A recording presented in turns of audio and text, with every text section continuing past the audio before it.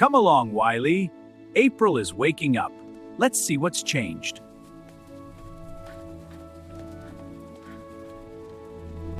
Look at this, Andrew. The trees are covered in soft petals. It smells fresh and new.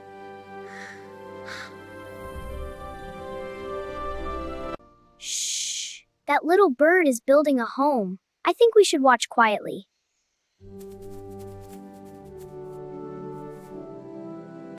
The woods are turning blue, like a soft carpet.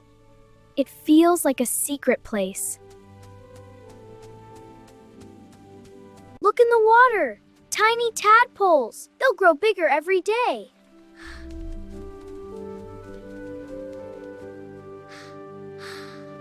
Oh, a flutterby! I could chase it, but I think I'll just watch.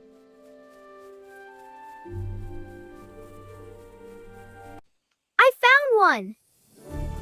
And another one. April has surprises everywhere. Well done, Wilee. But the best treasures aren't the ones we find. They're the ones we notice. Like this beautiful April sunset. Did you enjoy what we found today? Then like, subscribe, and share and come back to see what we discover next month. See you soon!